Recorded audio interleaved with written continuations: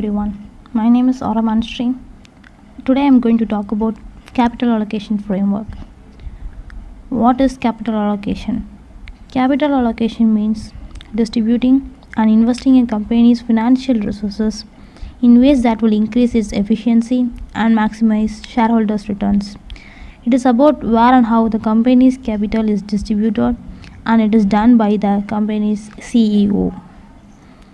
There are five ways the CEO can do to raise the capital, and they are to use the company's cash flow, or raise new debt, or issue new share, or sell assets, and use the reserve accounts such as pension funds. And the capital can be used in five ways, and they are investing in organic growth, mergers and acquisitions, paying down debt, paying dividends, and share repurchase. Let's see them by one by one. Organic reinvestment. Reinvestment. It is the reinvesting cash back into the business that generated it. It is the most simple and straightforward form of capital allocation. It is a long term strategy and it is paid off in years and not in months. One of the best example for capital allocators is Jeff Bezos, the CEO of Amazon, who primarily uses both the long-term approach and a reinvesting for organic growth to increase shareholders' wealth. The decision on whether or not to reinvest funds is dependent on two factors. Capacity. How much capital can reasonably be reinvested per unit of time before diminishing returns begin to occur? Business unit profitability, generally measured by return on invested capital. This shows the return that can be expected on any reinvested capital. The next one is mergers and acquisitions. Mergers and acquisitions is a common use of capital which depends heavily on the strategic rationale and financial terms of the deal in question, as well as on successful integration of the acquired business. M&A are some of the most transformative and risky capital allocation moves that corporate executives can make. A good M&A will have the following characteristics. A sensible purchase price, the lower the better. Funded through cash on the balance sheet or debt, not equity.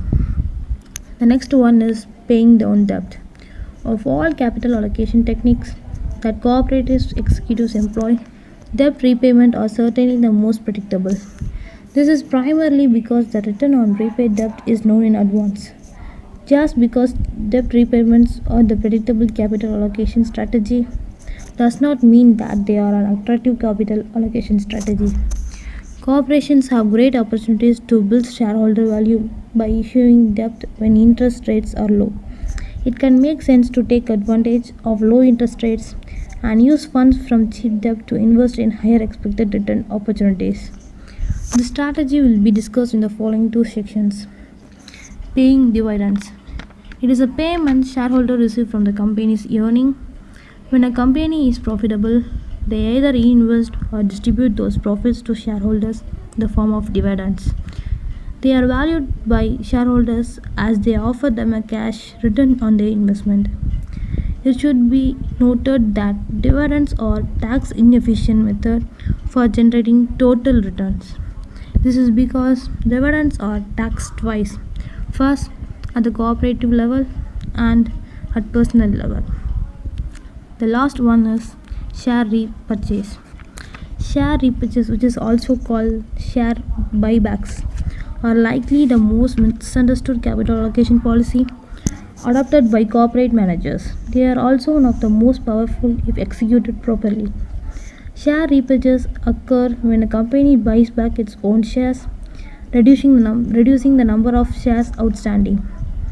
This has a beneficial effect of improving important per share financial metrics such as earnings per share, book value per share, and free cash flow per share.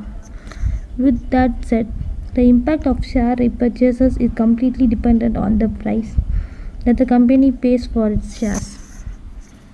Next, the allocation funding. After planning expenses for the project manager requires funding. The finance manager determines the funding required across projects and determines how to secure the required fund. After the funding source is determined, the finance manager allocates the funds back to the project. 3. Efficient allocations of resources. Technical efficiency. Resources can be used to achieve a greater output from the same level of inputs. Allocative efficiency. Resources are allocated according to their highest value use. Dynamic efficiency. Resources can be shifted quickly between industries. The difference between asset allocation and the capital allocation. Asset allocation. It is the allotment of funds across different types of assets with varying expected risk and return levels. Whereas capital allocation is the allotment of funds between risk-free assets such as treasury securities and risky assets such as equities. Conclusion.